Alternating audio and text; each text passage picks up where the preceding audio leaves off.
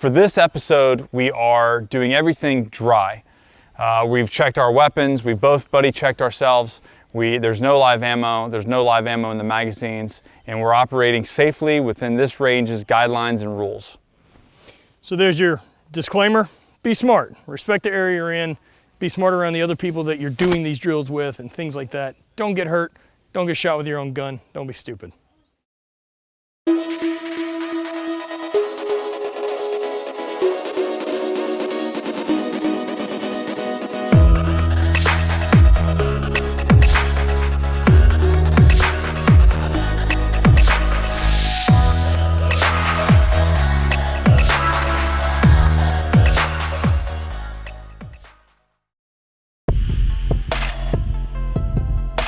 Now we're going to go through, I'm going to teach them about the grip. We did this last time in season 2 in Drift to Lifta, but I just want to recheck.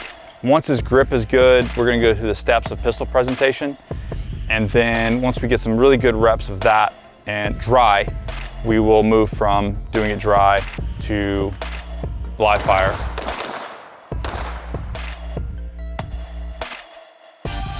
This whole video is going to be done dry prep stuff. Yeah. So next time, we'll fucking do it live. Get your dry reps in. Can't beat that home enough, because if you get that done, you'll build a better foundation and it won't be as dangerous. Well, everything's going to be repetition, right? I don't care if it's going to be throwing for the Highland Games or pistol work, or it's going to be lifting. Everything's better when you've done a lot of them, and doing them safely is the best way to get reps. You know what's great? You know what's great about doing dry reps and just building that muscle memory? It's cheap. That is cheap. It's nice. Shooting is expensive. You're gonna check me. Make sure there's nothing in here. No magazine inserted. Actually, there you go. No magazine inserted and no round in the chamber, so we both know we're dry. Yep, so just put that in your back pocket and you're dry, so you can leave that out. On the range, only 2 positions. You can be down at the ground or pointed horizontally at the target, just like that. Your finger, you want straighten off the trigger, almost as if a round came out of this finger, you would hit the target. So it's all about, body mechanics and lining up things. Our brain, our body works a certain way. So this is all gonna help our marksmanship. I want your thumb pointed at the target, so downrange of where you're gonna be. Give me like a little knife hand, like a little V. Okay. All right. So what we're doing is, this is gonna set you up. So this is our 3rd position technically. This is setting you up to marry that up after you pull your gun. So by building the muscle memory of having your hands set up this way, everything tucked in. Everything is lining up, right? So you're gonna if you're at 90 degrees and you come together, it's just naturally lining up. I want you to kind of put this finger on top of this one. And then remember, no space. So you've got no space in here, and what this is gonna help it with is recoil management. You've got a 9mm, it's a 43, it's a 3-inch barrel. It's gonna have a little pop to it. It's not that much of a pop. You're a big guy. Big hulking. You're a big hulking man, but don't let it jump out of your hands. Right. And this is what's gonna help. So you want a kind of a squeeze, push, pull between the two, pushing 60 and pulling 40. And what that does is just stabilizing everything out. Rotate this forward. There we go. Oh, okay. Get it? Yep. So that's why I have that wrist canted forward, that thumb pointing directly at the target, and the fingers aligned. Awesome. So that it comes together just like that. So I'm gonna punch out, okay? So that's my squeeze, right? Mm-hmm. Now watch what happens when I roll my elbows in. It's a lot stronger. Okay, so that's gonna help with recoil management as well. So all I'm doing is I'm just locking everything in. It's not a whole lot different than if you're properly benching, that you're squeezing everything, that way the lats are engaged and everything like that, right? Yep. Same thing. So you want all of that tightened in. Same thing as like when people talk about like squeezing their glutes. You're just building that foundation. It's somewhere else that nothing can move. Right. I'm gonna say something like feet, knees, hips, shoulders. Mm-hmm. So this is the drill. So what that does is you're telling, if you hear feet, knees, hips, shoulders, I'm checking my feet are shoulder width apart, my knees are slightly bent, the hips are bent at the waist. So feet, knees, hips, shoulders. Good. Now with your knee, stand straight up, lower lumbar curve. That's a little excessive. There you go. All right, so we're gonna talk about sight alignment, sight picture. Sight alignment is your front sight tip and your rear sight aperture being lined up, so a tabletop. So when you're running the True Glow day-night sights, So you should have three sights, 3 dots lined up. Right. Okay. Now your clear point, your focus point is going to be your front sight tip. That's what needs to be in focus. Your target needs to be blurry, and your front sight tip needs to be clear as day. Got it. Okay, so step 1 is going to be a finger sweep of your clothes. You really can do it however you want. You can grab here, whatever's the best way to get this thing out of the way. Yeah, to where you can get your high firm pistol grip. So you're starting here, finger straighten off the trigger. You've got a high firm pistol grip. That's 1. So when we're doing drills and we're talking about it, Godsmack. So what? You don't think that we can see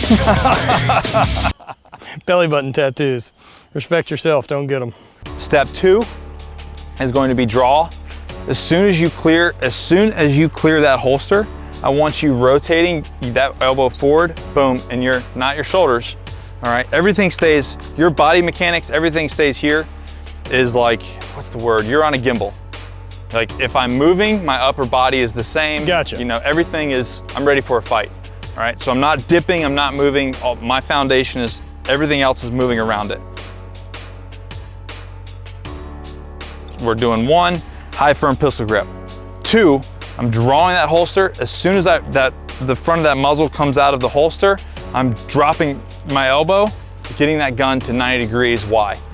So that it's pointing at the thing I want to shoot at? Because right then, you're talking about in a concealed carry environment with something that's gonna happen, when you draw that weapon, more than likely, you're getting rounds off at step 2. It's go time, and then your follow-up shots is after you're married up.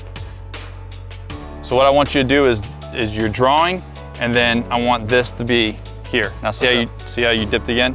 Yep. As I'm pulling, I'm rotating down here. Okay. Okay? So I'm not doing, Yeah, I got you. You're doing like the cowboy, like the Western. You're like, pow, got you.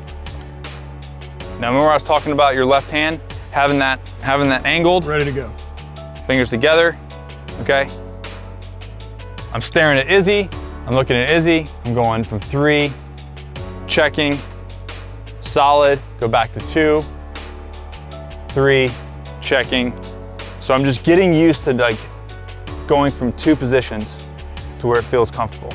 You know, ideally what I would like to happen, right, is that you've practiced enough that once this is set in motion, the rest of it's on. You're on autopilot. Yeah. Yeah. To connect all these different dots, you've got to connect them. I'm good over at throwing because I've done hundreds of thousands of them and over you've connected 20 each years. step of how to do that. Right.